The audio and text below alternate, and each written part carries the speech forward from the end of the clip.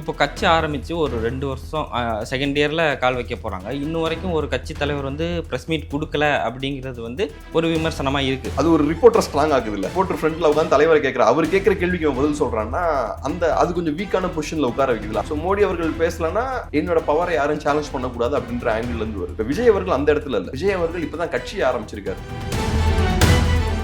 இப்போ நான் வந்து தமிழ் தேசியம் அப்படின்னா நான் பெரியாரை எதிர்க்க வேண்டிய சூழ்நிலையில் இப்போ நான் இருக்கேன். அப்படிங்கும்போது இவங்க திராவிடத்தையும் எடுத்துக்கிறாங்க, தமிழ் தேசியத்தையும் எடுத்துக்கிறாங்க. இது எப்படி அவங்க மக்கள்கிட்ட எப்படி கொண்டு போவாங்க? நீங்க பயங்கர பிஸியான ஒரு கட்சியா இருக்கீங்க, ஏகப்பட்ட அரசியல் செயல்பாடுகளில் ஈடுபடுறீங்கன்னா பொலிட்டிக்கலா உங்களுக்கு கைட் பண்றதுக்கு பொலிட்டிக்கல் ஸ்ட்ராட்டஜிஸ்ட்லாம் தேவைப்படுவாங்க. லாஸ்ட் 1 இயர்ல நீங்க செய்த வேலைகள்னு பாத்தீங்கன்னா எதுவும் கிடையாது. இதுக்கு 3 ஸ்ட்ராட்டஜிஸ்ட். ஹிந்தி இம்போசிஷனை தவிர அவர் வேற எந்த இஷ்யூஸையும் பொலிட்டிக்கலா அவரு கையில் எடுக்கல. ஹிந்தி இம்போசிஷனுமே அவர் டைரக்டா மோடியை அட்டாக் பண்ணி எதுவுமே பேசல. அவர் பாயாசம் பாசிசம் அப்படின்ட்டு ஜென்ரலா போயிட்டாரு. அந்த மாதிரி நீங்க ஒரு பொலிட்டிக்கல் பார்ட்டி ஆரம்பிக்கிறீங்க அப்படின்னா அவங்க சென்ட்ரலா இருந்தாலும் சரி, ஸ்டேட்டா இருந்தாலும் சரி, நீங்க டைரக்டா அடிக்கணும்ல. ஒரு அரசியல்வாதியா பிரசாந்த் கிஷோருக்கு விஜய்க்கு என்ன வேல்யூ ஆட் பண்ண முடியும்? டிவிகே கட்சிக்கு என்ன செய்ய முடியும்? பெருசா எதுவும் செய்ய முடியாது. ஏன்னா பிரசாந்த் கிஷோருக்கு இங்க ஒன்றும் பெரிய செல்வாக்கு கிடையாது. நடக்கிறத வச்சு பார்க்கும்போது பிரசாந்த் கிஷோர் ஒரு ஸ்ட்ராட்டஜிஸ்டா தான் விஜய்க்கு சப்போர்ட் பண்ண போறார் அப்படின்ற மாதிரி தான் தோணுது. இந்த பொலிட்டிக்கல் ஸ்ட்ராட்டஜிஸ்ட்லயே நான் எப்படி பாக்குறேன்னா அவங்க தமிழ்நாட்டு அரசியலையும் சரி, இந்திய அரசியலையும் சரி ஊழலோட வெளிப்பாடாதான் நான் அவங்க பாக்குறேன். பெரியாரோட கனவுகள் வந்து இன்னும் நிறைவேறவே இல்லை அப்படின்னு வந்து ஆதவர்ஜனா பேசுறாங்க. மக்களோட கனவுகளை தீர்க்கறதுக்கு தான் ஒரு தலைவர் தேவை. அதை பேசாம இந்த மாதிரியான பேசுறதை எப்படி பார்க்கணும்? அவங்க சொன்ன விஷயங்கள், அவங்க என்ன மாதிரியான மாற்றங்கள் தமிழ்நாட்டில் ஏற்படும்னு நினைச்சாங்களோ அந்த மாற்றங்கள்லாம் நடந்துருக்கணும்ல. ஆனா ஆக்சுவலா தமிழ்நாடு பின்னாடி போயிருக்கு. இப்போ ஆதவர்ஜுனா இப்போ பிகே 2 பேரும் வந்து இப்போ டிவிகே கூட நிற்கிறாங்க. லாஸ்ட் எலெக்ஷனில் வந்து டிஎம்கே இந்த அளவுக்கு மெஜாரிட்டியாக வின் பண்ண வச்சதுக்கு காரணமும் பேக்ரவுண்டில் அவங்க தான். இப்போ நீங்கள் டிவிகேல வந்து நீங்கள் என்ன சொல்கிறீங்க, திமுகவை வந்து நீங்கள் குறை சொல்கிறீங்க. இது எப்படி நம்ம செய்ய நினைக்க வேண்டிய விஷயம் என்னன்னா, இந்த பொலிட்டிக்கல் ஸ்ட்ராட்டஜி டீமை, இந்த பணத்தை, இந்த ஊழலை, இவங்களோட அரசியல் பலத்தை இதெல்லாம் தாண்டி அதெல்லாம் தூக்கி போட்டு ஒரு நல்ல அரசியலை நம்ம பில்ட் பண்ணணும். அப்போ நீங்கள் பொலிட்டிக்கல் ஸ்ட்ராட்டஜிலாம் பண்ணுறீங்கனாலே நீங்கள் கெட்டவங்க சைடில் தான் இருக்கீங்க. டிவிகே வந்து திமுகவை விமர்சனம் பண்ணுற அளவுக்கு ஏடிஎம்கேவை விமர்சனம் பண்ணுறதில்ல. ஏன் அந்த சாஃப்ட் கார்னர் வந்து ஏடிஎம்கே கூடவே அவங்க மெயின்டைன் பண்ணிட்டே இருக்காங்க? அவங்க கிளியர் கட்டாக அவங்களோட பொலிட்டிக்கல் ஸ்டாண்ட் எஸ்டாப்ளிஷ் பண்ணிட்டாங்க. அவங்களோட பொலிட்டிக்கல் ஸ்டாண்ட் வந்து ஆன்டி டிஎம்கே. டிவிகேவோட பொலிட்டிக்கல் ஸ்டாண்ட் அப்படி இருக்கும்போது ஆன்டி டிஎம்கே ஓட்ஸ் தான் உங்களுக்கு வரும். ஸ்ட்ராட்டஜிஸ்டாக டிஎம்கேக்கு வேலை பார்க்கும்போது உங்களுக்கு இந்த கேடர் சஜஷன் வந்துருக்கும். இவங்களை நிறுத்தினா இந்த இடத்துல இப்படி கொண்டு போகலாம் அப்படின்ற ஒரு பாப்புலேஷன் எடுத்திருப்பாங்கல்ல. இந்த காஸ்ட்டில் வந்து இவ்வளோ பேர் இருக்காங்க, நமக்கு வெற்றி வாய்ப்பு இங்கே அதிகமாக இருக்கும் அப்படின்னு எடுக்கும்போது நீங்க காஸ்டிசம் பத்தி பேசுறது வந்து சரியா இருக்குமா? டிவிகே இருக்கக்கூடாது. சாதியை பார்த்து கேண்டிடேட்ஸ் நிப்பாட்டக்கூடாது, சாதியை பார்த்து வாக்காளர்களும் வாக்களிக்க கூடாது. பட் அன்பார்ச்சுனேட்லி தமிழ் சொசைட்டில காஸ்ட்ன்றது பின்னி பிணைந்த ஒரு விஷயமா போயிருச்சு. அதுவும் அரசியல்ல சாதியோட தாக்கம் வந்து ரொம்ப அதிகமா இருக்கு. இப்போ 2026 வந்து நாங்கள் ஆட்சி அமைச்சிருவோம், எங்கள் தலைவர் வந்து சிஎம் ஆயிடுவார் அப்படின்னு பேசுகிறாங்க. உதாரணத்துக்கு எம்ஜிஆர் எடுத்துக்கிறாங்க, அண்ணாவை எடுத்துக்கிறாங்க. 67, 77 பேசுகிறாங்க. இன்னும் மக்கள் வந்து இன்னும் எம்ஜிஆர் அண்ணாவோட அந்த டைம்லைனில் இருந்த மாதிரியே இன்னும் மக்கள் இப்போ இருக்கிறாங்கன்னு அவங்க நினச்சிட்டு இருக்காங்க. அவங்களோடலாம் விஜய் அவர்களை கம்பேர் பண்ணுறது கரெக்டாக இருக்காது. நீங்கள் உங்கள் சினிமா கெரியர், நான் சிஎம் ஆகணும், நான் பிஎம் ஆகணும்லாம் யோசிச்சிங்கன்னா அது வேறு டைரக்ஷன்லேருந்து வருது. நீங்கள் மக்களை மைண்டில் வச்சு, மக்களை சென்டராக வச்சு உங்களோட காரியங்களெல்லாம் நீங்கள் செய்யுங்க. அதுக்கப்புறம் மக்கள் உங்களை சிஎம் ஆக்குவாங்க. அது இல்லாம பிரசாந்த் கிஷோரை பக்கத்துல உட்கார வச்சுக்கிட்டு அவர் என்ன சிஎம் ஆக்குவார்னா அப்ப நீங்க மக்கள் மேல நம்பிக்கை இல்லை.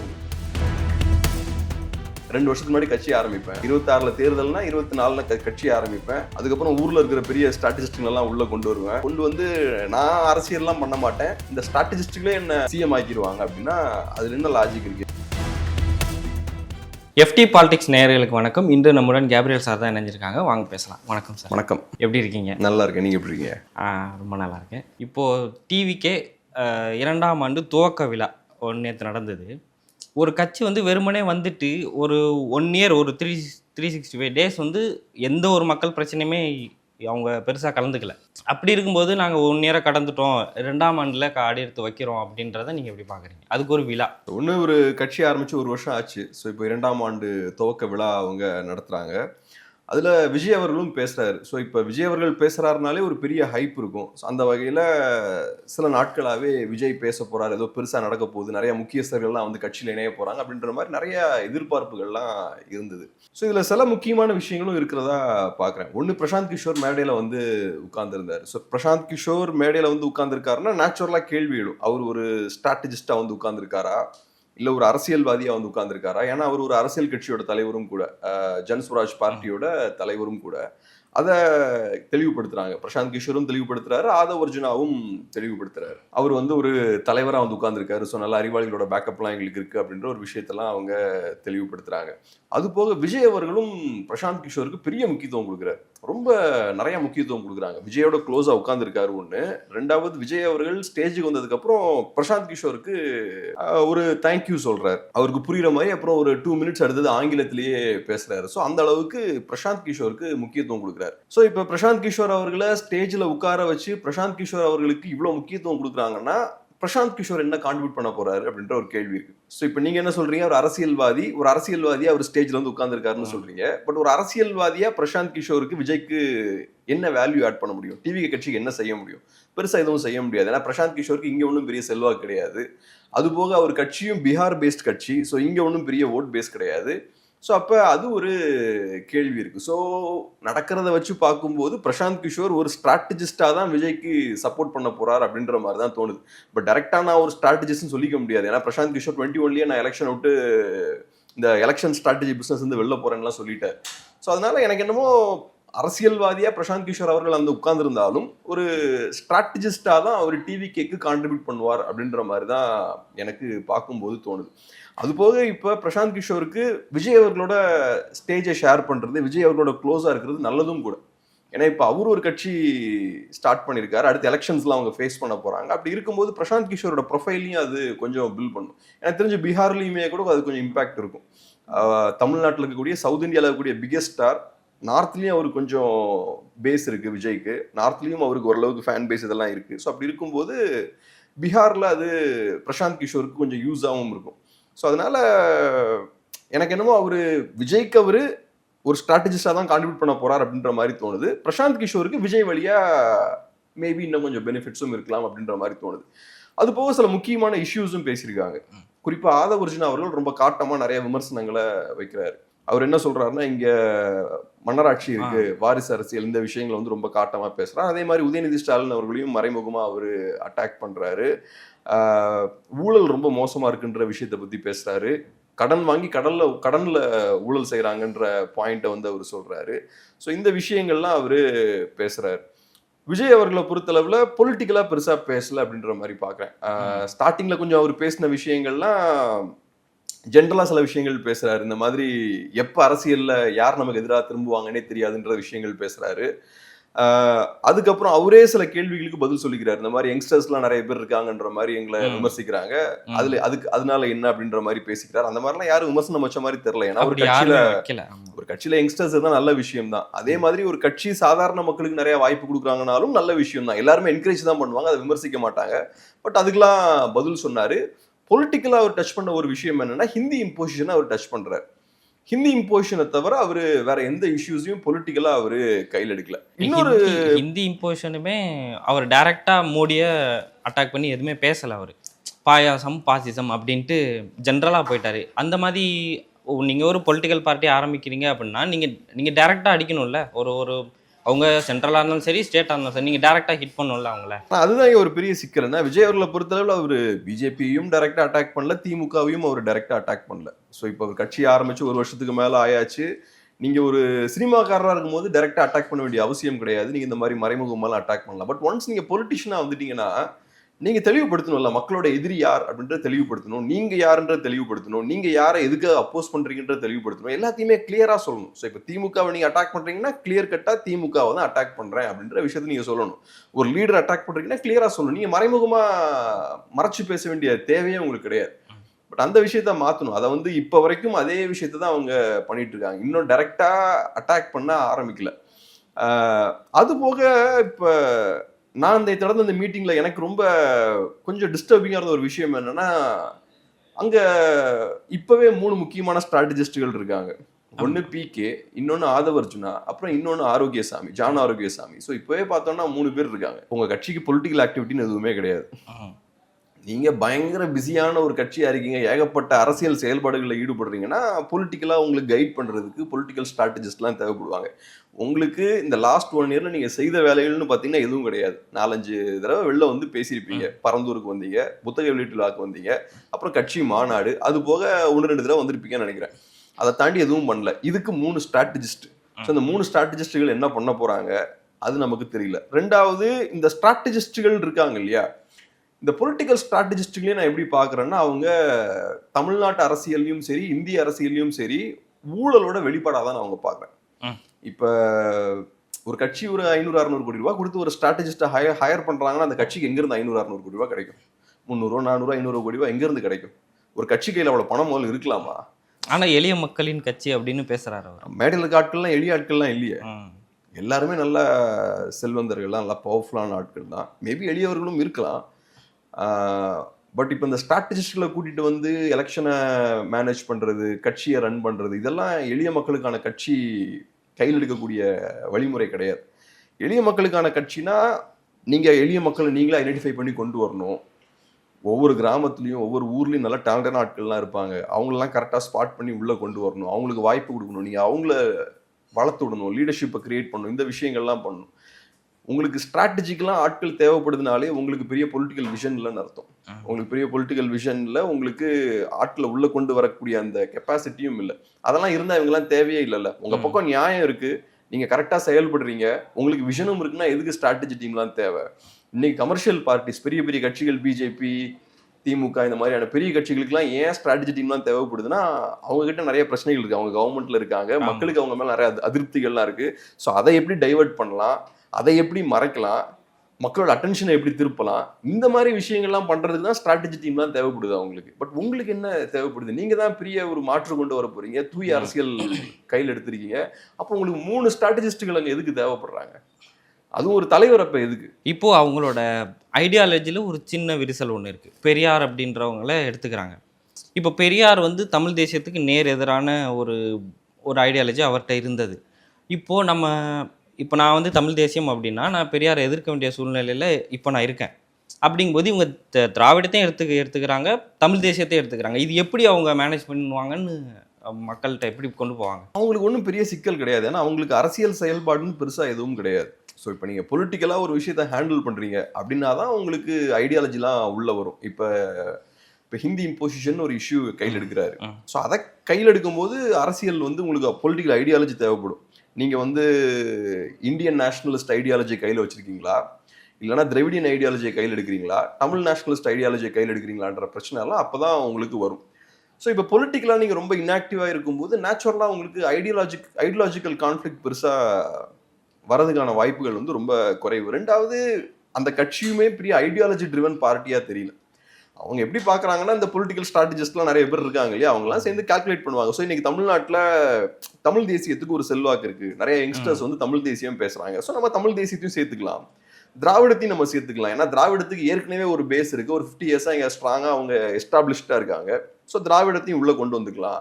அது போக நிறைய தலைவர்களை நம்மளோட ஐகான்ஸாக நம்ம ப்ரொஜெக்ட் பண்ணுவோம். பெரியாராக இருக்கலாம், அது தாண்டி ஏகப்பட்ட தலைவர்களை நம்ம ப்ரொஜெக்ட் பண்ணிப்போம். அந்த தலைவர்களை அவங்க சூஸ் பண்ணுறாங்கன்னா அதுக்கு பின்னாடியும் சாதிய கணக்குகள் இருக்கு, ரீஜனல் கணக்குகள் இருக்கு, இதெல்லாம் போட்டு அந்த லீடர்ஸை அவங்க சூஸ் பண்ணுறாங்க. ஸோ அவங்கள பொறுத்தளவில் கன்சிஸ்டண்ட்டான ஒரு ஐடியாலஜி இருக்கணும். அந்த மாதிரி கன்சிஸ்டண்ட்டான ஒரு ஐடியாலஜி இல்லை. ஒரு தலைவரை நான் சூஸ் பண்ணுறேன்னா அந்த தலைவருக்குன்னு ஒரு ஐடியாலஜி, அதுக்குன்னு ஒரு பார்த்து. ஸோ நான் ஒரு சைடில் தமிழ் தேசியம், இன்னொரு சைடில் திராவிடமும் கையில் எடுக்க முடியாது, முரண் இருக்கு அதில். ஆமாம், கன்சிஸ்டன்சி இல்லை. கன்சிஸ்டன்சி ரொம்ப அவசியம். அவங்கள பொறுத்தளவு அதெல்லாம் தேவையில்லை. ஏன்னா அந்த கட்சி வந்து பெரிய ஐடியாலஜி ட்ரிவன் பார்ட்டி கிடையாது, ஐடியாலஜி சென்டராக வச்சு உருவாக்கப்பட்ட கட்சி கிடையாது. ஸோ அவங்க இந்த மாதிரி கால்குலேஷன்ஸ் தான் போடுறாங்க. எல்லாத்தையும் உள்ளே கொண்டு வரணும். எப்படி ஒரு சினிமா பண்ணும்போது ஆக்ஷன், லவ், காமெடி அப்படின்னு எல்லாத்தையும் போட்டு ப்ரொமோட் பண்ணுவோம் இல்லையா, அந்த மாதிரி எல்லா எலிமெண்ட்ஸையும் கட்சிக்குள்ளே கொண்டு வந்து நம்ம எலெக்ஷனை ஃபேஸ் பண்ணும் அப்படின்ற மாதிரி பார்க்குறாங்க. பட் பொலிட்டிக்ஸ் அப்படி ஃபங்க்ஷன் ஆகுது. பொலிட்டிக்ஸில் நீங்கள் உங்களோட எதிரியை கரெக்டாக டிஃபைன் பண்ணணும், எதிரியை டிஃபைன் பண்ணி நல்லா ஸ்ட்ராங்காக ஃபைட் பண்ணணும். அப்போ தான் பொலிட்டிக்ஸில் நீங்கள் நிற்க முடியும். அதான் ஓரளவுக்கு பண்ணுறாங்க. இப்போ திமுக எதிரி அப்படின்றத அவங்க கரெக்டாக ஃபிக்ஸ் பண்ணுறாங்க. நேற்று நடந்த அந்த ஈவெண்ட்டில் நான் பார்த்த விஷயம் என்னன்னா, திமுகவை ஒரு எதிரியாக கரெக்டாக ஃபிக்ஸ் பண்ணுறாங்க அவங்க. குறிப்பாக ஆதவர்ஜுனா அதை வந்து ரொம்ப ஸ்ட்ராங்காக பண்ணுறாரு. ஆமாம், திமுக தான் எங்களோட எதிரி அப்படின்றத ஃபிக்ஸ் பண்ணுறாரு. 2வது இன்னொரு விஷயத்தையும் அவர் தெளிவுபடுத்துறாரு. இந்த மாதிரி நாங்க சீக்கிரமா எதிர்கட்சி இடத்துக்கு வந்துருவோம், எதிர்கட்சியா நாங்க ஃபங்க்ஷன் ஆவோம், வரக்கூடிய நாட்கள்ல எதிர்கட்சியா நாங்க ஃபங்க்ஷன் ஆவோம், எங்க தலைவர் எதிர்கட்சி தலைவரா ஃபங்க்ஷன் ஆவார். ஸோ நீங்க அடிக்கிறது திமுகவை, நீங்க பிடிக்க நினைக்கக்கூடிய இடம் வந்து அதிமுகவோட இடத்த, அதிமுகவோட ரோலை நீங்க கையில் எடுக்கிறதுக்கு ட்ரை பண்றீங்க. ஸோ அந்த விஷயத்தை அவர் தெளிவுபடுத்துறாரு. பொலிட்டிக்கலா அந்த அளவுக்கு விஜய் வந்து செய்யல. விஜய் நீங்க ஏற்கனவே பேசினது மாதிரி ரொம்ப நாசூக்கா தான் அவர் பேசுறாரு. பொலிட்டிக்கலா அவர் கையில் எடுத்த ஒரே விஷயம்னா இந்த ஹிந்தி திணிப்பு மட்டும்தான். ஆமா. இப்போ அந்த கட்சியில ஒரு நிர்வாகி வந்து பேசுறாங்க, அம்பேத்கர் குறித்து பேசுறாங்க. என்னன்னா அதிகாரம் மிக வலிமையானது அப்படின்னு. அதுக்கு தொடர்ச்சியா பேசின விஷயம் வந்து இன்னொரு தலைவர் வந்து அவர் மேடையில அவருக்காக பேசிக்கிட்டது. இப்போ ஒரு கட்சி நான் ஆரம்பிக்கிறேன், என்னோட கேடர்ஸ் வந்து மக்கள்கிட்ட போகணும் அப்படின்னா எனக்கு வந்து வாசிப்பு ரொம்ப அதிகமாக இருக்கணும், நான் கருத்தை வந்து மக்கள்கிட்ட ஈஸியாக கொண்டு போய் சேர்க்கணும். அப்படிங்கும்போது இப்போ டிவிகேல இருக்க கேடர்ஸ்க்கு வந்து இந்த வாசிப்புன்றது ஜீரோக்கும் கீழே மைனஸில் போயிட்டு இருக்கோம் அப்படின்னு ஒரு பார்வை இருக்கு. அதுல ஒன்றும் தப்பு சொல்றதுக்கு ஏதோ தப்பா பேசிட்டாரு. ஸோ ஒரு இன்ஃபர்மேஷனை கொடுத்தா அதை ஏற்றுக்க வேண்டியதான். என்ன பொறுத்தளவில் எப்போவுமே எல்லாம் கரெக்டாக வாசிச்சுட்டு தான் வந்து பேசணும்னா நான் சொல்ல மாட்டேன். நம்ம பேசணும், நம்மளோட கருத்துக்களை வெளிப்படுத்தணும். நம்மக்கிட்ட ஒரு குறை இருந்ததுன்னா நம்ம கருத்தை வெளிப்படுத்தும் போது அந்த குறையும் வெளிப்படும். ஸோ ஆட்டோமேட்டிக்காக மக்கள் அதை சுட்டி காட்டுவாங்க, நம்ம திருத்திக்க வேண்டியதுதான். ஸோ அது ஒன்றும் பெரிய விஷயமா பார்க்கல. ஏற்கனவே திரள்நிதி பற்றியும் பேசியிருந்தாங்க. அது கூட பெரிய கரெக்டான வியூஸா இல்லை. பட் எப்பவுமே நம்ம கரெக்டான வியூஸோ தப்பான வியூஸோ நம்ம மனசுல இருக்கிற விஷயத்த நம்ம ஓப்பனாக பேசிக்கணும். அது நல்ல விஷயம்தான். பேசும்போது தானே அது தப்பா கரெக்டானு தெரியும். இப்ப நான் உங்கள்கிட்ட ஒரு விஷயத்த சொன்னாதான் நீங்க அடுத்து ரியாக்ட் பண்ணுவீங்க, இல்ல நீங்க சொல்ற அந்த ஃபேக்ட் தப்புன்னு சொல்லுவீங்க. அது எனக்கும் நல்லது, உங்களுக்கும் நல்லது. நான் பாட்டுக்கு பேசாம உள்ளே வச்சுக்கிட்டு இருந்தா கரெக்டா இருக்காது. ஸோ அந்த வகையில ஒரு விஷயத்தை எக்ஸ்பிரஸ் பண்றதுல ஒன்றும் தப்பு இல்லை. ரைட், அதை ஃபீட்பேக் வரும். இப்போ வந்தா அதை சரி பண்ணிக்க வேண்டியதான். நீங்க சொன்ன மாதிரி வாசிப்பு தேவைன்னா அதிகப்படுத்திக்கணும் வாசிப்பை, இல்லை வேற விஷயங்கள் தேவைன்னா அதை அதிகப்படுத்திக்க வேண்டியதான். இப்போ கட்சி ஆரம்பித்து ஒரு 2 வருஷம் செகண்ட் இயரில் கால் வைக்க போகிறாங்க. இன்னும் வரைக்கும் ஒரு கட்சி தலைவர் வந்து ப்ரெஸ் மீட் கொடுக்கல அப்படிங்கிறது வந்து ஒரு விமர்சனமாக இருக்குது. இப்போ இது எப்படி ரிசம்பிள் ஆகுதுன்னா, மோடி இது வரைக்கும் இந்தியாவில் இருக்க எந்த மீடியாவுக்கும் ஒரு பாட்காஸ்ட் கொடுப்பாரு, ஆனால் இன்ன வரைக்கும் ப்ரெஸ் மீட் சந்திச்சது இல்லை. அந்த மாதிரியான ஒரு கட்டமைப்பில் விஜயும் கொண்டு போகிறாங்க. அது எப்படி பார்க்குறது? இப்போ விஜய் அவர்கள் இது வரைக்கும் ஸ்டேஜில் 3 தடவை பேசியிருக்காருன்னு நினைக்கிறேன்ல. மாநாட்டில் பேசினார், புத்தக வெளியீட்டில் பேசினார், அப்புறம் நேற்று ஸ்டேஜில் பேசினார். இந்த 3 ஸ்பீச்சுமே பார்க்கும்போது எனக்கு பட்ட ஒரு விஷயம் என்னன்னா, அவர் ரிஹர்ஸ் பண்ணி தான் பேசுகிறார். ஆனால் அதை நான் அப்ரிஷியேட் பண்ணுவேன். விஜய் வந்து ரொம்ப ஒரு இன்ட்ரோவர்ட்டடான கேரக்டர். அவர் சினிமாவில் இருக்கும்போது நான் ஏறக்குறைய 20 இயர்ஸ்க்கு முன்னாடிலேருந்தே நான் அவர் அந்த சினிமா ஃபங்க்ஷன்ஸில் பேசிலாம் பார்த்துருக்கேன். ரொம்ப கஷ்டப்பட்டு தான் பேசுவார், கொஞ்சம் ஆக்வர்டாக தான் இருப்பார் ஸ்டேஜில். பட் அதெல்லாம் பிரேக் பண்ணி இன்னைக்கு ஸ்டேஜில் வந்து அவர் பேசுகிறார். அவர் ஒரு தன்னை வந்து ஒரு நெக்ஸ்ட் ஸ்டேஜுக்கு அவர் எடுத்துகிட்டு போயிருக்காருன்றது நான் பாராட்டக்கூடிய ஒரு விஷயம் தான். ஏன்னா நேச்சுரல் ஸ்பீக்கர் கிடையாது அவர். பொதுவாக இன்ட்ரோவர்ட்ஸ் வந்து ரொம்ப கான்ஷியஸாக இருப்பாங்க, சுற்றி இருக்கவங்க என்ன நினைக்கிறாங்க, என்ன பேசுகிறாங்க, நம்மளை எப்படி பார்க்குறாங்கன்றதெல்லாம் கவனிச்சுட்டு இருப்பாங்க. அது அவங்களுக்கு வேற வகையான பவரை கொடுக்கும். ஆனால் ஸ்டேஜில் பேசும்போது அது ஒரு நெகட்டிவாக அமைஞ்சிடும். ஸ்டேஜில் பேசும்போது நீங்கள் சுற்றி இருக்கவனெல்லாம் கண்டுக்காமல் நீங்கள் அடிச்சு விடணும் ஸ்டேஜுக்கு போயிட்டீங்கன்னா. ஸோ விஜய் அவர்கள் நான் பார்த்த லெவலில் ரொம்ப கான்ஷியஸாக ப்ரிப்பேர் பண்ணி அவர் பேசுகிறாருன்ற விஷயம் ரொம்ப தெளிவாக தெரியுது. இப்போ கடைசியாக பேசினப்போ கூட அவர் 2-3 தடவை பேப்பரை பார்க்குறாரு. ஒரு இடத்துல ஒரு 3-4 செகண்ட்ஸ் வந்து ஸ்டக் ஆகி நிற்கிறார். ஏறக்குறைய ஒரு 5 செகண்ட்ஸ் பார்த்தோன்னா ஸ்டக் ஆகி நிற்கிறார். அவர் என்ன பேசணும்னு தெரியாமல் அப்படி ஸ்டக் ஆகிறார். அதுக்கப்புறம் அடுத்ததுக்கு போகிறார். ஸோ இது ஏன் நான் சொல்கிறேன்னா, இப்போ நீங்கள் ஒரு ப்ரெஸ் மீட் வைக்கணும்னா உங்களுக்கு ஐடியாஸ் வந்து ஃப்ரீ ஃப்ளோயிங்காக இருக்கணும்.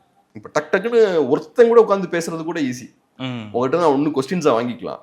இல்லைன்னா நான் என்ன பண்ணலான்னா, உங்கள் மைண்ட்லேருந்து என்ன தாட்ஸ் வருன்றதை ஓரளவுக்கு நீங்கள் சொல்கிறது மட்டும்தான் நான் உள்வாங்கணும், அதுக்கு பதில் சொல்லணும். ஆனால் ப்ரெஸ் மீட்னா ஒரு 30 பேர் நிற்பாங்க. ஆமாம், நீங்கள் ஒன்று கேட்பீங்க, சம்மந்தமே இல்லாத இன்னொரு விஷயத்தை இன்னொருத்தர் கேட்பாரு, அதுக்கு சம்மந்தமே இல்லாத இன்னொரு விஷயத்தை இன்னொருத்தர் கேட்பாரு. ஸோ எல்லாமே டிஃப்ரெண்ட் விஷயங்களாக வரும். நீங்கள் எப்போ ஃப்ரீ ஃப்ளோயிங்காக இருக்கணும். நீங்கள் டக்குன்னு நீங்கள் எல்லாத்தையும் அட்ரஸ் பண்ணணும். எல்லாத்துக்கும் உங்களுக்கு ஒரு ஸ்டாண்ட் இருக்கணும்.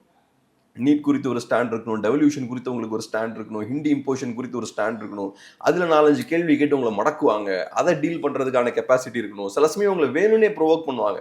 உங்கள் பக்கம் நியாயம் இருக்கும், உங்ககிட்ட கரெக்டான ஐடியாஸ் இருக்கும், ஆனால் வேணும்னே 2 பத்திரிகையாளர்கள் உங்களை ப்ரொவோக் பண்ணுவாங்க. ஸோ அவங்கள நம்ம கூலாக ஜாலியாக ஒரு ஜோக்கை போட்டு எடுத்து அவங்கள டீல் பண்ணணும். ஸோ அது கஷ்டமான விஷயம். எல்லா ஆட்களுக்கும் ப்ரெஸ்ஸாக சந்திக்க முடியாது. இப்போ மோடி ப்ரெஸ்ஸை ஏன் சந்திக்காமல் இருக்கிறாருன்னா, நாம் பவர்ஃபுல் அப்படின்றத எஸ்டாப்ளிஷ் பண்ண ட்ரை பண்ணுறாரு. ஹிட்லர் மீடியாவெல்லாம் சந்திச்சது கிடையாது. ஏன் ஹிட்லர் மீடியாவெல்லாம் சந்திச்சது கிடையாதுன்னா, நீ கேள்வி கேட்டு நான் பதில் சொல்லணும்னு அவசியம் கிடையாது அப்படின்ற லாஜிக் தான் அது. ஸோ நான் என்ன வேணுமோ அதை நான் பேசிப்பேன். நான் ஸ்டேஜில் பேசிப்பேன், ரேடியோவில் நான் பேசிப்பேன், அப்புறம் பார்லமெண்ட் ரைக்ஸ்டாகில் நான் பேசுவேன். அது என்னோட ஸ்டாண்ட். நான் தலைவர், ஃபியூரர்னா நான் தலைவர், நான் சொல்கிறத நீ கேட்கணும், அவ்வளோதான். நீ என்னை வந்து கேள்வி கேட்டு நான் பதில் சொல்லணுன்ற அவசியம் கிடையாது. ஸோ இப்போ அது ஒரு ரிப்போர்ட்டர் ஸ்ட்ராங் ஆகுது இல்லை. ஒரு ரிப்போர்ட்டர் ஃப்ரண்ட்ல உட்காந்து தலைவரை கேட்கிற அவர் கேட்கிற கேள்விக்கு அவன் பதில் சொல்றான்னா அது கொஞ்சம் வீக்கான பொசிஷன்ல உட்கார வைக்குதுல, அந்த இடத்துல நான் வந்து உட்கார மாட்டேன் அப்படின்றதுதான் ஹிட்லர் மாதிரியான ஒரு ஆளுக்கான மைண்டு. ஸோ மோடி அவர்கள் பேசலன்னா என்னோட பவரை யாரும் சேலஞ்ச் பண்ணக்கூடாது அப்படின்ற ஆங்கிள் இருந்து வருது. இப்ப விஜய் அவர்கள் அந்த இடத்துல இல்ல. விஜய் அவர்கள் இப்பதான் கட்சி ஆரம்பிச்சிருக்காரு. மோடி அவர்கள் இந்தியாவிலே டாப் போஸ்ட்ல இருக்காரு. அவர் மீடியாவெல்லாம் சந்திச்சு தான் அங்க போயிருக்காரு. மீடியாவை சந்திக்காம போல. நீங்க பழைய வீடியோஸ்லாம் மோடியை பாத்தீங்கன்னா பிரஸ் ரொம்ப நல்லா ஹேண்டில் பண்ணுவார். இன்ஃபேக்ட் இப்ப நிறைய பத்திரிகையாளர்கள் குறிப்பா ராஜ்தீப்லாம் பேசி நான் பார்த்திருக்கேன். அவங்க கூட ரெகுலரா டச்ல இருப்பாராம் மோடி. இப்ப டிவில ஒரு நியூஸ் தப்பா வருதுன்னா ஃபோன் பண்ணி தப்பு கொஞ்சம் மாத்திக்குங்கன்னு சொல்லுவாராம். ஈவன் கரண்ட் தாப்பர்ட்டே கோவம் எல்லாம் படல. இந்த சண்டை போடுற இன்டர்வியூ வரும் இல்லையா, தண்ணி குடிப்பாரு தப்பிச்சு போலான்னு பாப்பாரு, எதாவது பெருசா கோவம் எல்லாம் படல. ஸோ இன்னைக்கு அவர்கிட்ட பவர் இருக்கு. ஸோ அந்த பவரை யூஸ் பண்ணி அவரு நான் பிரஸ்ஸை சந்திக்க மாட்டேன்றாரு. பட் நீங்க எங்க இருக்கீங்கன்னா நீங்க இப்பதான் கட்சி ஆரம்பிச்சிருக்கீங்க. ஸோ அதனால நீங்க வந்து பிரஸ்ஸை சந்திக்கணும், பிரஸ்ஸை இன்ஃப்ளூயன்ஸ் பண்ணணும். மீடியாக்காரங்களோட நல்ல ஆட்கள் ஒரு 20-30 பிரஸ்காரங்க இருக்காங்கன்னா அதுல 4-5 பேர் நல்லா குவாலிட்டியான ஆட்களா இருப்பாங்க. உங்களுக்கு தெரியும் இவனால நம்ம விஷயத்த கரெக்டா கொண்டு போக முடியும், அவனை ஐடென்டிஃபை பண்ணணும், அவன் கூட பர்சனல் ராப்போ மெயின்டைன் பண்ணணும். இந்த மாதிரி விஷயங்கள்லாம் ரொம்ப அவசியம். கரெக்டா தேவையான நியூஸா தேவையான இடத்த பிளான் பண்ணணும், இதெல்லாம் நீங்க பண்ணணும். அதை பண்ணாம நான் பிரஸ்கிட்டே போக மாட்டேன்னா உங்களுக்கு அது பெரிய ஒரு ஹேண்டிகேப்டா இருக்கும். போற போக்கில் சோசியல் மீடியாவை ஒரு டச் ஒன் பண்ணிட்டு போறாரு. Get out Modi, get out Stalin வந்தது ஒரு மிகப்பெரிய பிரச்சனை ஒன்று போயிட்டு இருக்கு. அதுக்கு நடுவில் இவங்க ஹேஷ்டாக் போட்டு விளாண்டுட்டு இருக்காங்க அப்படின்னு. அதே அப்படி பேசும்போதே சொல்றாரு, நம்ம பசங்களும் உள்ள வந்து டிவிகே ஃபார் டிஎன்னு ஒரு ஹேஷ்டாக் போட்டு போறாங்க அப்படின்ற மாதிரி சொல்லியிருந்தாரு. அதுக்கப்புறம் இவர் ஒரு கட் அவுட் வச்சிருக்காரு, கையெழுத்து இயக்கம் மாதிரி ஒன்று பண்ணியிருந்தாரு. அதுலேயும் ஹேஷ்டாக் கெட் அவுட்னு வச்சிருந்தாரு. இப்போ அந்த ஸ்டேஜில் பேசும்போதே இவ்வளோ முரண் இருக்கு. சோசியல் மீடியாவில் ஹேஷ்டாக் பற்றி பேசுகிறார், ஆனால் ஹேஷ்டாக் கட் அவுட் வச்சிருக்காரு. இந்த முரண் எப்படி பார்க்குறேன்? அதான் இப்போ அந்த ஹேஷ்டாக் இதுலேயுமே கோ பேக்னு மட்டும்தான் இருக்குன்னு நினைக்கிறேன். ஸோ எதிரியை டிஃபைன் பண்ணல, யாரை அட்டாக் பண்ணுறீங்க அப்படின்ற விஷயத்த டிஃபைன் பண்ணல. ஸோ எதிரியை டிஃபைன் பண்ணுறதுல அவங்களுக்கு ஒரு சிக்கல் இருக்கு. ரெண்டாவது நான் எப்படி பார்க்குறேன்னா, இப்போ இந்த ஹேஷ்டாக் ட்ரெண்ட் பண்ணுறதுலாம் எதுவும் தப்பு கிடையாது. அதெல்லாம் நல்ல விஷயம் தான், ட்ரெண்ட் எல்லாம் பண்ணலாம். ஏன்னா ஒரு நரேட்டிவ் செட் பண்ணுது, மக்கள்கிட்ட ஒரு கருத்தை எடுத்துகிட்டு போகுது, அதெல்லாம் நல்ல விஷயம் தான். பட் இந்த இடத்துல ஓரளவுக்கு நான் ஒரு 50% விஜயோட நான் ஒத்து போவேன், 50% அதுக்கு மேலேயோ.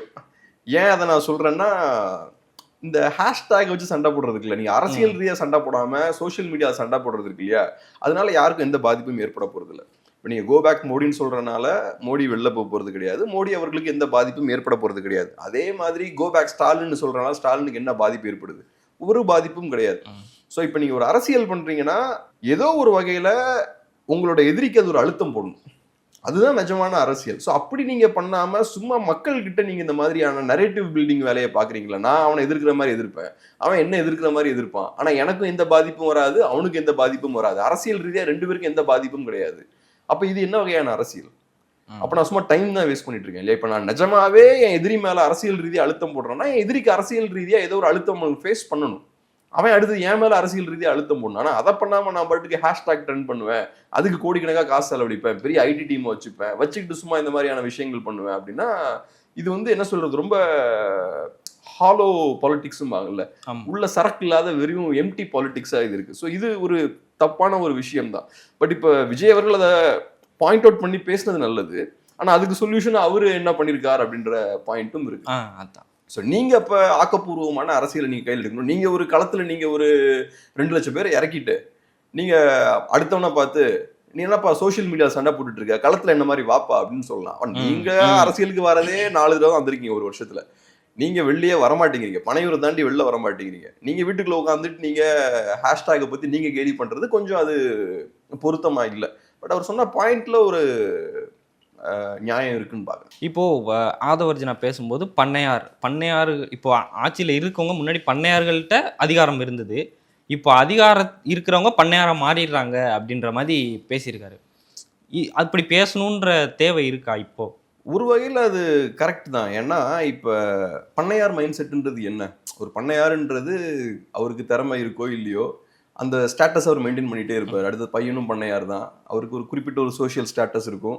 அது திறமையின் அடிப்படையில் கடத்தப்படலை, அவருக்கு அது ஒரு பட்டமாக கிடச்சிருச்சு, அவர் மாறி மாறி அடுத்தது கடத்தப்படுது இல்லையா அந்த விஷயம். ஸோ ஏறக்குறைய அதே மாதிரி தான் இங்கேயும் நடக்குது. தமிழ்நாட்டிலையும் இன்னைக்கு அரசியல் வந்து ஏறக்குறைய அதே மாதிரி தான் இருக்குது. எல்லாம் ஏறக்குறைய ஒவ்வொரு ஊர்லேயும் பார்த்தோம்னா பெரிய பெரிய பவர் சென்டர்ஸ் இருக்காங்க. அரசியல்வாதிகள் ஒரு 2 தடவை ஜெயிச்சிட்டாங்க, ஒரு மினிஸ்டர் ஆகிட்டாங்கன்னா அந்த ஏரியாவில் பவர் சென்டராக மாறிடுறாங்க, ஏறக்குறைய ஒரு பண்ணையாராக மாறிடுறாங்க. மக்கள்லாம் கையை கட்டிட்டு அவங்ககிட்ட போய் நிற்கிறாங்க, என்னையா எல்லாம் சரியா இருக்கா அப்படி இப்படின்னு இன்னும் பெரிய பண்ணையார் மாதிரி பேசுறாங்க. பெரிய வளர்ந்த நாடுகள்லாம் அரசியல்வாதிகள் பார்த்தா அவ்வளோ ஹம்பிளா இருக்காங்க, சைக்கிளில் வராங்க, அவங்க ரொம்ப சாதாரணமாக பிஹேவ் பண்ணுறாங்க.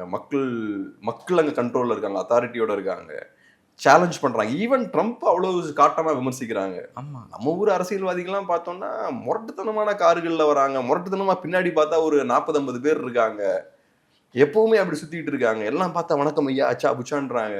ஏறக்குறைய ஒரு பெரிய ஒரு மன்னர் மாதிரி வச்சிருக்காங்க எல்லாரையும். நான் சொல்றது டாப்ல இருக்கவங்க கூட இல்லை, கொஞ்சம் லோக்கல் இருக்கக்கூடிய லோக்கல் லீடர்ஸே இந்த அளவுக்கு ஸ்டேட்டஸ்லாம் எதிர்பார்க்குறாங்க. ஸோ அந்த வகையில் பார்க்கும்போது ஒரு ஸோ எல்லாம் அரசியலுக்கு வந்ததுக்கப்புறம் பண்ணையார்கள் ஆயிடுறாங்கன்னு அவர் சொன்னார். ஸோ அது ஓரளவுக்கு உண்மையான விஷயம் தானே. ஃபர்ஸ்ட் சாதாரணமாக இருக்காங்க, அரசியலுக்குள்ள வராங்க, பணம் சம்பாதிக்கிறாங்க, அதிகாரம் கிடைக்குது, கிடைச்சதுக்கப்புறம் ஒரு பண்ணையார் துணி வந்துருது இல்லை அவங்களுக்கு. அது விஜய்க்கும் பொருந்தும் இல்லையா? இப்போ சுற்றி பவுன்சர்ஸை வச்சுட்டு நடக்கிறது, அது அவரும் அந்த மாதிரியான ஒரு செட்டப்பில் தானே இருக்காரு. பவுன்சர் பிரச்சனை என்னன்னா, யூஸ்வலாக உங்கள் கூட சுற்றி இருக்கவங்கெல்லாம் அரசியல் தெளிவுள்ளவங்களா இருந்தாங்கன்னா உங்களுக்கு இந்த சண்டைலாம் வராது, இந்த பிரச்சனை வராது. அவனுக்கு தெரியும் அரசியல் புரிதல் உள்ளவனுக்கு ஒரு பத்திரிகையாளர் எப்படி ஹேண்டில் பண்ணணும்னு தெரியும்.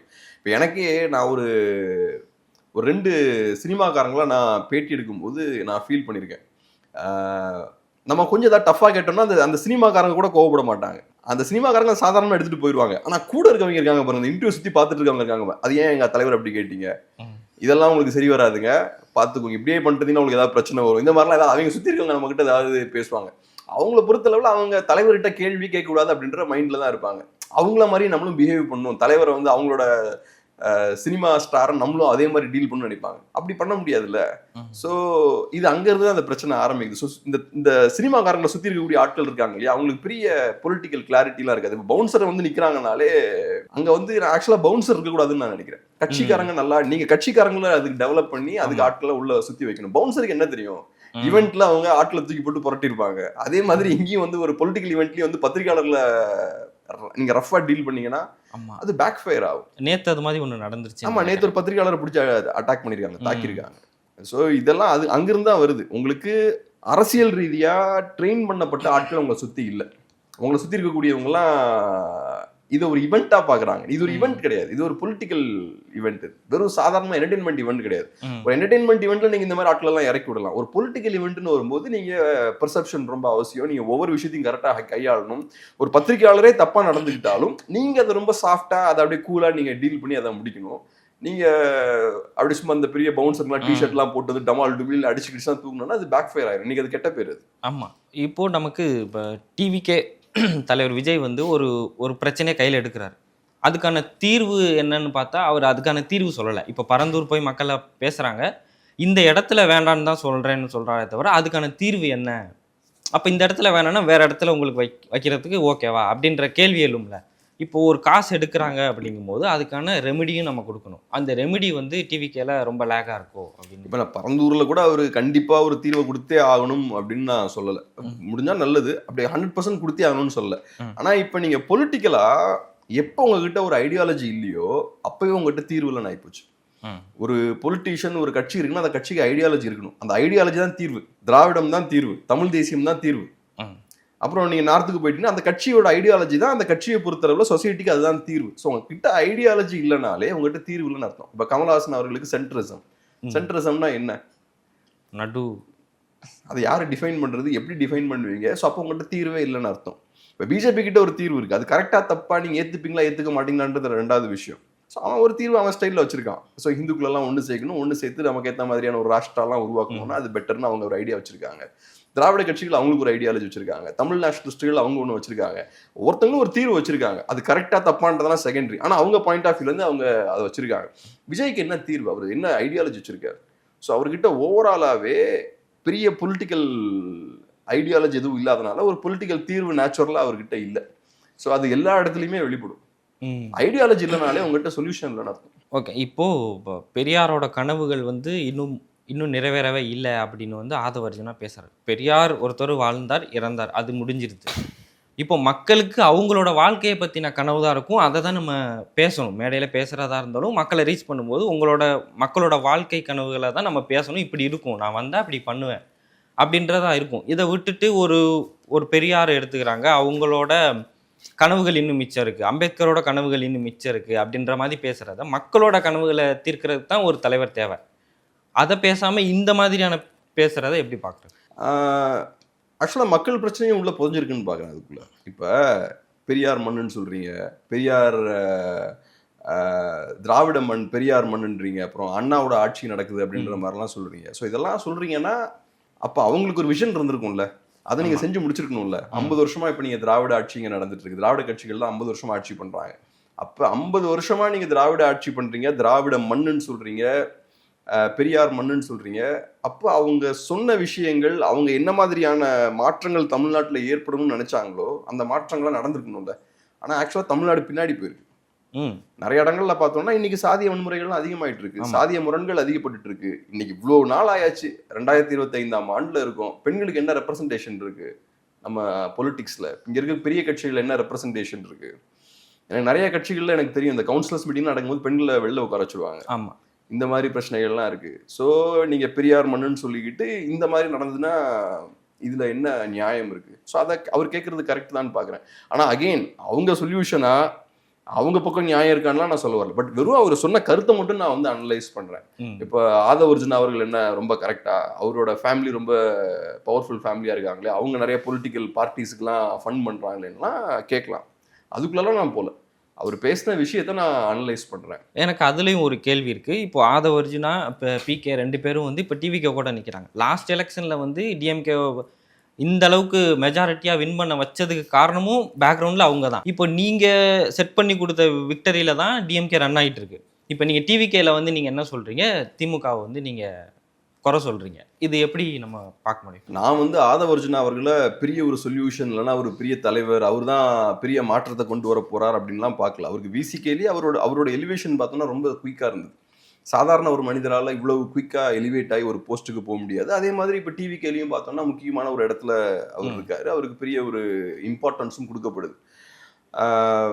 இப்போ என்ன பொறுத்தளவு நான் எப்படி பார்ப்பேன்னா, மக்கள் பிரச்சனை, அந்த மக்கள் பிரச்சனையை ஹேண்டில் பண்ணும்போது தலைவர்கள் உருவாகணும், ஐடியாலஜி அங்கேருந்து தான் உருவாகணும். அதுக்கப்புறம் அதை வந்து அது ஒரு பார்ட்டியாக ஃபார்ம் ஆகணும், மக்களை ரெப்ரசன்ட் பண்ணணும் அப்படின்றது தான் என்னோட பாயிண்ட். எனக்கு எப்போவுமே இந்த எலெக்ஷன் ஸ்ட்ராட்டஜி கேம்ஸு, அப்புறம் பேக்ரவுண்டில் இருந்து இந்த பெரிய பணத்தை வச்சுட்டு ஆப்ரேட் பண்ணுறது, நரேட்டிவ் செட் பண்ணுறது, இந்த கேமில் எனக்கு பெரிய நம்பிக்கை கிடையாது.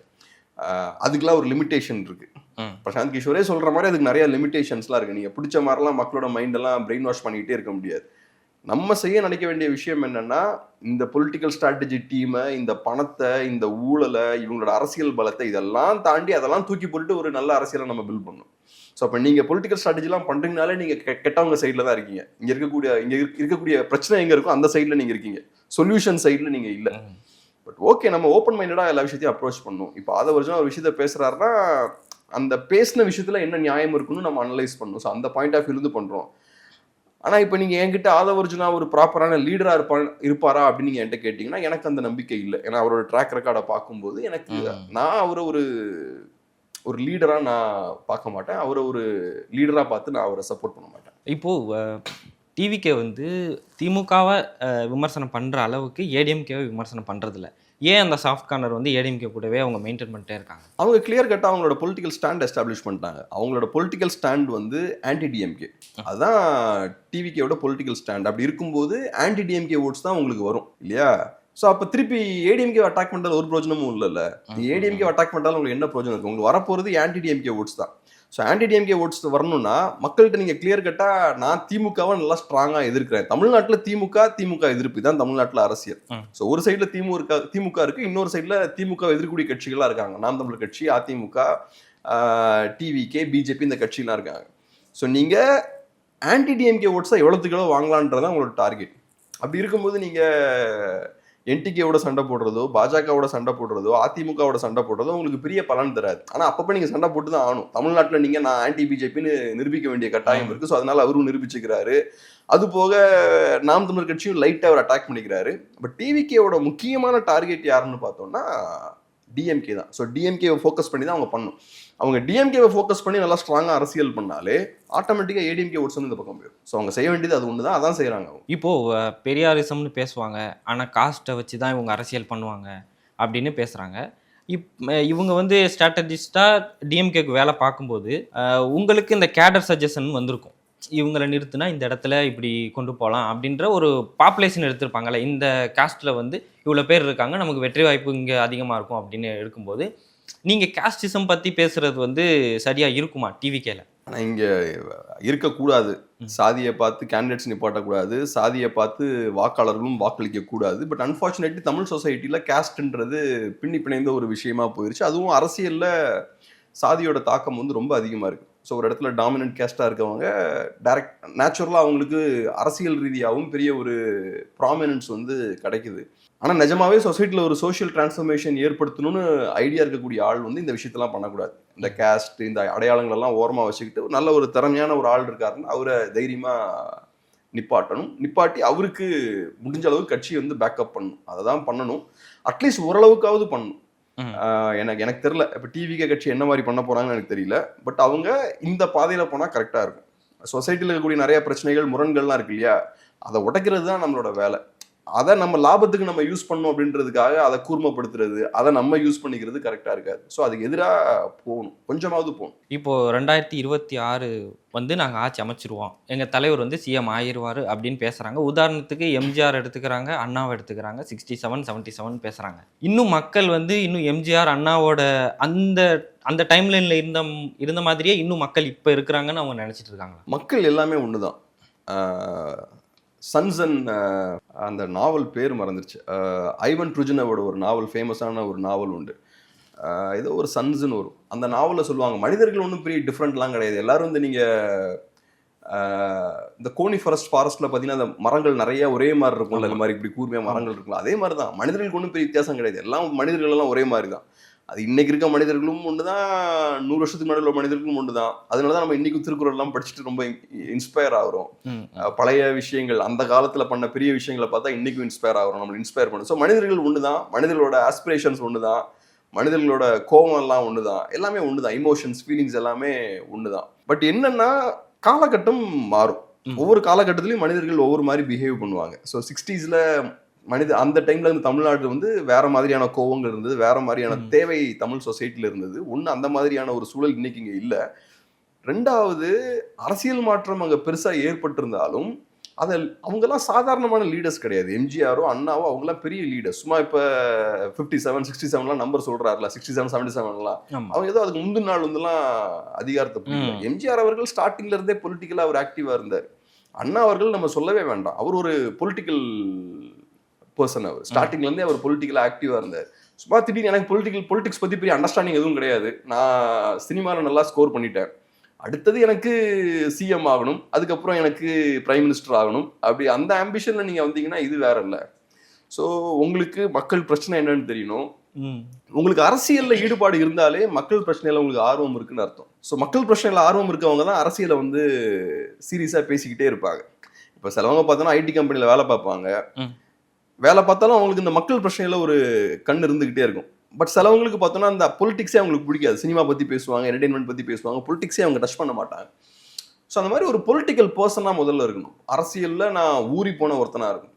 அப்போ தான் எனக்கு வந்து இங்கே இருக்கக்கூடிய பொலிட்டிக்ஸ் புரிஞ்சுக்க முடியும், மக்கள் என்னால் புரிஞ்சுக்க முடியும், இங்கே அடுத்த சொல்யூஷன் என்ன, எந்த ரூட்டில் நான் சொசைட்டியை கொண்டு போகலான்றதெல்லாம் புரிஞ்சுக்க முடியும். நான் பாட்டுக்கு டக்குன்னு 2 வருஷத்துக்கு முன்னாடி கட்சி ஆரம்பிப்பேன், 26 தேர்தல்னா 24 கட்சி ஆரம்பிப்பேன், அதுக்கப்புறம் ஊரில் இருக்கிற பெரிய ஸ்ட்ராட்டஜிஸ்டுங்களெல்லாம் உள்ளே கொண்டு வருவேன். கொண்டு வந்து நான் அரசியல்லாம் பண்ண மாட்டேன், இந்த ஸ்ட்ராட்டஜிஸ்டுகளே என்ன சிஎம் ஆக்கிடுவாங்க அப்படின்னா அதில் என்ன லாஜிக் இருக்குது? எம்ஜிஆர்லாம் இப்படியா இருந்தார்? எம்ஜிஆர்லாம் பயங்கர ஆக்டிவாக இருந்தார். ஈவன் விஜயகாந்த் அவர்கள் எடுத்துக்குங்க, ஆமாம், அவர் எவ்வளோ ஆக்டிவாக இருந்தார். அவர் இந்த மாதிரி கேஷுவலாலாம் இல்லை. அண்ணா அவர்கள்லாம் அவர் லைஃபே பொலிட்டிக்ஸ் தான். அவரோட ஒவ்வொரு நாள் செயல்பாடும் அரசியலை நோக்கி தான் இருந்தது. ஸோ அப்படி இருக்கும்போது அவங்களோடலாம் விஜய் அவர்களை கம்பேர் பண்ணுறது கரெக்டாக இருக்காது. முதல்ல உங்களோட செயல்பாடுகளில் செல்ஃபிஷ்னஸ் இருக்கக்கூடாது. ஒரு சமூக அக்கறையும் சுயநலம் இல்லாத ஒரு பிஹேவியர் உங்ககிட்ட இருக்கணும். அப்படி இருந்ததுன்னா நீங்கள் என்ன பண்ணுவீங்க? மக்களுக்காக எல்லா பிரச்சனைக்கும் வருவீங்க, மக்களை நோக்கி நீங்கள் யோசிச்சுட்டு இருப்பீங்க, மக்களுக்கு எது நல்லது எது கெட்டதுன்ற மாதிரி பாயிண்ட்லேருந்து யோசிப்பீங்க. பட் நீங்கள் உங்கள் சினிமா கெரியர், நான் சிஎம் ஆகணும், நான் பிஎம் ஆகணும்லாம் யோசிச்சிங்கன்னா அது வேறு டைரக்ஷன்லேருந்து வருது. நீங்கள் மக்களை மைண்டில் வச்சு, மக்களை சென்டராக வச்சு உங்களோட காரியங்களெல்லாம் நீங்கள் செய்யுங்க. அதுக்கப்புறம் மக்கள் உங்களை சிஎம் ஆக்குவாங்க, மக்கள் செல்வாக்கு உங்களுக்கு கிடைக்கும், அதுக்கப்புறம் நீங்கள் சிஎம்லாம் ஆகலாம். அது இல்லாமல் பிரசாந்த் கிஷோரை பக்கத்தில் உட்கார வச்சுக்கிட்டு அவர் என்ன சிஎம் ஆக்குவார்னா அப்போ நீங்கள் மக்கள் மேலே நம்பிக்கை இல்லைல்ல உங்களுக்கு. இப்போ அடுத்து ஒரு கேள்வி என்னன்னா, இதை வந்து எதிர்பார்த்தாங்க விஜய் வந்து ஸ்டேஜில் பேசுவார் அப்படின்னு. லாஸ்ட் மந்த்தில் அந்த அண்ணா யூனிவர்சிட்டி பிரச்சனை ஆரம்பித்ததுலேருந்து இப்போ வரைக்குமே ஒரு 100 கேஸ் வந்து ரேப் கேஸ் வந்து ஃபைல் ஆயிடுச்சு. அதை பற்றி இவர் பேசுவார், பெண்களுக்கான பாதுகாப்பு பற்றி இவர் பேசுவார் அப்படின்னு எதிர்பார்த்தாங்க. நான் அதை பற்றி ஒரு டச்சே பண்ணல. அது எப்படி பார்க்க? இப்போ விஜய் அவர்கள் ஆவரேஜாக ஒரு வருஷத்துக்கு ஒரு 4 தடவை வெளில வராரு, ஒரு வருஷத்துக்கு ஒரு 3 தடவை பேசியிருக்காரு. அப்போ ஆவரேஜாக ஒரு 4 மந்த்ஸ்க்கு ஒருக்கா தான் அவர் பேசுகிறாரு. ஒவ்வொரு 4 மந்த்ஸ்லையும் தமிழ்நாட்டில் ஏகப்பட்ட விஷயங்கள் நடக்கும். ஸோ இப்போ விஜய் ஒவ்வொருத்தரையும் ஸ்டேஜுக்கு வரும்போது இந்த 4 மாதத்தில் நடந்திருக்கக்கூடிய முக்கியமான விஷயங்கள் பற்றி எல்லாம் விஜய் பேசுவார்னு எதிர்பார்ப்பு பத்திரிகையாளர்களுக்கும் அவரோட ரசிகர்களுக்கும் இருக்கு. விஜய் ஸ்டேஜில் ஏறினதுக்கப்புறம் அவர் எவ்வளோ நிமிஷம் பேசுறாரு? 10-12 நிமிஷம் பேசுறாரு. ஏறக்குறைய வேணா 12-13 நிமிஷம் பேசியிருப்பாருன்னு நினைக்கிறேன். 13 நிமிஷம். இந்த 12-13 நிமிஷத்துல ஒரு 6-7 நிமிஷம் அவரோட ஃபேன்ஸுக்கு ஏற்ற மாதிரி பேசுறாரு. அதுல ஒரு 2 நிமிஷம் பிரசாந்த் கிஷோருக்கு பேசுறாரு ஆங்கிலத்துல. அதுக்கப்புறம் இஷ்யூவை பேசுனதுன்னு பார்த்தோம்னா ஒரு 3-4 நிமிஷம் தான். ஸோ இதுல நீங்க ஏகப்பட்ட இஷ்யூஸ் இங்க இருக்கு, இதெல்லாம் பேசணும்னு நீங்க விருப்பப்படுறீங்க. பட் அதெல்லாம் பேசுறதுக்கு விஜய்க்கு வந்து அங்க ஸ்பேஸ் இல்லை இல்லையா? ஸோ அதெல்லாம் பேசணும்னா ரெகுலரா விஜய் வெளில வரணும், ரெகுலரா பத்திரிகையாளர்களை சந்திக்கணும், ரெகுலரா கட்சி ஆக்டிவிட்டீஸ்ல ஈடுபடணும், ரெகுலரா பண்ணணும். 4 மாசம் ஒருக்கா வந்தா பேசுறதுக்கு அதுக்கெல்லாம் ஸ்பேஸ் இருக்காது. ஸோ ரெகுலராக ஒரு ஃபுல் டைம் பொலிட்டிஷியனாக மாறணும், மாறி எல்லா இஷ்யூஸையும் கையில் எடுக்கணும். இப்போ ஏகப்பட்ட பிரச்சனைகள் இருக்குது தமிழ்நாட்டில், பேசுறதுக்கு தான் ஆட்கள் இல்லை. மீடியா வீக்காக இருக்காங்க, சமூக செயல்பாட்டாளர்கள்னு சொன்னவங்கெல்லாம் இன்னைக்கு ரொம்ப குவைட்டாக இருக்காங்க. ஒரு காலத்தில் கம்யூனிஸ்டுகள்லாம் ஃபுல் ஃபோர்ஸோட களத்தில் நிற்பாங்க, இப்போ அவங்கெல்லாம் வீக்காக இருக்காங்க. அவங்க ஏன் வீக்காக இருக்காங்கன்னா மக்கள் பக்கம் நிற்காம அதிகாரம் பக்கம் நிற்கிறனால அவங்கெல்லாம் பலவீனப்பட்டு போயிட்டாங்க. ஸோ அதனால இப்போ விஜய் மாதிரியான ஒரு புது கட்சி, டிவிகே மாதிரியான ஒரு புது கட்சி வரும்போது மக்களுக்கு நேச்சுரலாக அவங்க எதிர்பார்ப்பு என்னன்னா, நீங்கள் வந்து எல்லா இஷ்யூஸும் கையில் எடுங்க, சோஷியல் இஷ்யூஸ் ஏகப்பட்டது இருக்குது, அதை எடுங்கன்ற அந்த எதிர்பார்ப்பு இருக்குது. அதை பண்ணணும் அவங்க. ஏடிஎம்கே எடுத்துட்டோம்னா இப்போ அவங்களோட ஆக்டிவ் வந்து ரொம்ப கம்மியாக இருக்குது. பெருசாக பெரிய அளவில் எந்த ஒரு போராட்டங்களோ எந்த ஒரு ஆர்ப்பாட்டங்களோ எதுவுமே இல்லை. இதை எப்படி பார்க்குறீங்க? அப்படி சொல்ல முடியாது. அவங்க பொலிட்டிக்கலாக கண்டிப்பாக ஆக்டிவாக தான் இருக்காங்க. முக்கியமான இஷ்யூஸ்லாம் வரும்போது அவங்களோட கருத்துக்களை வெளிப்படுத்திட்டு தான் இருக்காங்க. ஒன்று மேபி அவங்க இன்னும் ஸ்ட்ராங்காக செயல்படலாம் அப்படின்ற விஷயம் வேணால் ஏற்றுக்கலாம். ஒரு எதிர்கட்சியாக இன்னும் நல்லா பவர்ஃபுல்லாக அவங்க செயல்பட்டுருக்கலாம் அப்படின்னு சொல்லலாம். பட் இன்னொரு விஷயம் என்னென்னா, ஏடிஎம்கே என்ன செஞ்சாலும் பெருசாக மீடியாவில் அவங்களுக்கு பெரிய ஃபோக்கஸ் கிடைக்கிறது இல்லை. இப்போ திமுக தலைவர் வந்து நாங்கள் அடுத்த 26 எலெக்ஷன்ஸில் 200 சீட்ஸுக்கு மேலே வாங்குவோம்னு சொல்லும்போது அதுக்கு மீடியா அட்டென்ஷன் கிடைக்குது. திமுக 200 சீட்ஸ் வாங்குவாங்களா வாங்க மாட்டாங்களான்னு மீடியா அட்டென்ஷன் அது கொடுக்கப்படுது. அதை ஒரு விவாத பொருளாக மாற்றுறாங்க. பட் இதே இது இபிஎஸ் அவர்கள் இஷ்யூஸை குறித்து அவர் பேசுகிறாரு, நிறைய கண்டனங்களை தெரிவிக்கிறாரு, அதுக்கு பெரிய ஊடக வெளிச்சம் கிடைக்கிறது இல்லை. இப்போ ஒரு எதிர்கட்சி தலைவர் அதை பேசுகிறாருன்னு சொல்லி அதையும் ஒரு நியூஸ் ஆக்கி டிஸ்கஸ் பண்ணால் அப்போ நமக்கு அது பெருசாக நடக்கிற மாதிரி தெரியும். இங்கே மீடியா பார்த்தோம்னா ஒன்று மீடியாவும் பெருசாக ஏடிஎம்கேக்கு பெரிய ஃபோக்கஸ் கொடுக்கறது இல்லை. ரெண்டாவது அதை தாண்டி மேபி ஏடிஎம்கேவும் இப்போ செய்கிறத விட இன்னும் கொஞ்சம் கூட ஸ்ட்ராங்காக அவங்களும் அரசியல் பண்ணலாம், கொஞ்சம் களத்தில் இறங்கி இன்னும் போராட்டங்கள் நடத்துகிற இந்த விஷயங்கள்லாம் பண்ணலாம். அதுதான் ரொம்ப லேகாக இருக்கும்னு நினைக்கிறேன். ஏடிஎம்கே வந்து கிரவுண்ட் பாலிடிக்ஸ்லேருந்து வெளியே வந்துட்டாங்களோ அப்படின்ற ஒரு பொதுவான ஒரு பார்வை இருக்கு. இது 2 பெரிய கட்சிகளுக்குமே பொருந்தும். திமுகவுக்கும் பொருந்தும், அதிமுகவுக்கும் பொருந்தும். இது 2 கட்சிகளுமே அதிகாரத்துல இருந்து பழகிட்டாங்க. ஸோ அதிகாரத்துல இருந்து பழகியாச்சுன்னா அவங்களுக்கு பெருசா போராட்டங்கள் நடத்துறது, இயக்கங்கள் லீட் பண்றது அந்த மைண்ட்ல இருக்க மாட்டீங்க நீங்க. இங்க அதிகாரத்தை ஷேர் பண்ணி பழகிட்டீங்கன்னா, அதிகாரத்துல இருந்து பழகிட்டீங்கன்னா அது வேற மாதிரியான ஒரு பிசினஸ். இன்னைக்கு திமுகவுக்கும் அதே பிரச்சனை இருக்கு. இன்னைக்கு திமுகனாலையும் ஒரு 1000 பேரை களத்துல இறக்கி போராட்டங்கள் நடத்த முடியாது. இன்னைக்கு நீங்க களத்துல ஆட்களை இறக்கி போராட்டங்கள் நடத்தணும்னா அதுக்கு பணம் செலவழிக்கணும். உள்ள ஒருத்தன் வரணும், போராட்டத்தில் கலந்துக்கிறவங்களுக்கு நீங்கள் காசு தரணும், அவங்களுக்கு சாப்பாடு வாங்கி தரணும், ஒரு மீட்டிங் நடத்தணும்னா அதுக்கு நீங்கள் காசு கொடுக்க வேண்டியிருக்கு. ஸோ இது அதிமுகவுக்கு மட்டும் இருக்கக்கூடிய பிரச்சனை கிடையாது. இது எல்லா பெரிய கட்சிகள் 2 கட்சிகளுக்குமே இந்த சிக்கல் வந்து இருக்கு.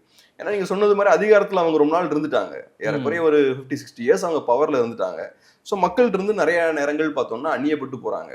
அதிகாரத்தில் இருந்து பழகியாச்சு, அதிகாரத்தில் இல்லாத போது எப்படி அதிகாரத்துக்கு வருது அப்படின்றதான் அவங்களோட பிரதான நோக்கமாக இருக்குது. ஸோ அப்படி இருக்கும்போது மக்கள்கிட்ட இருந்து ரொம்ப அந்நியப்பட்டாங்க.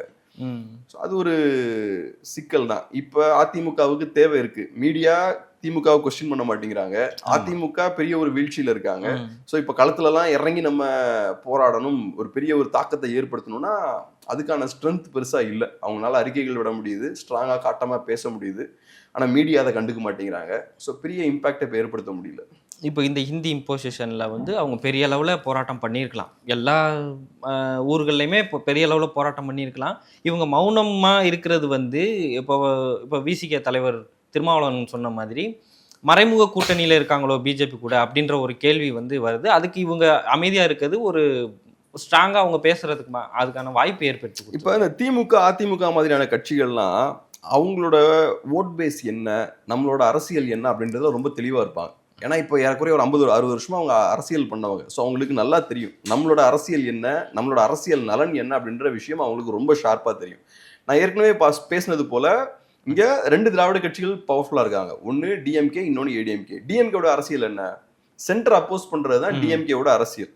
ஆரிய எதிர்ப்பும்பாங்க, மத்திய அரசை எதிர்க்கிறது, இந்த விஷயங்கள் தான். காங்கிரஸ் பார்ட்டி ஸ்ட்ராங்கா இருக்கும்போது காங்கிரஸ் பார்ட்டி அப்போஸ் பண்ணி அரசியல் பண்றது, பிஜேபி இருக்கும்போது பிஜேபி எதிர்த்து அரசியல் பண்றது.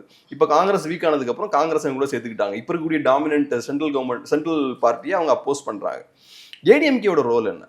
ஏடிஎம்கேவோட ரோல் என்னன்னா திமுகவை எதிர்த்து அரசியல் பண்றதுதான் ஏடிஎம்கேவோட ரோல். திமுக அப்படின்ற ஒரு கட்சி, அந்த கட்சியை கண்ட்ரோல்ல வச்சுக்கிறது, அந்த கட்சிக்கு செக்ஸ் அண்ட் பேலன்ஸா இருக்கிறது, அந்த கட்சியை எதிர்த்து அரசியல் பண்றதுக்கு தான் ஏடிஎம்கே இருக்கு.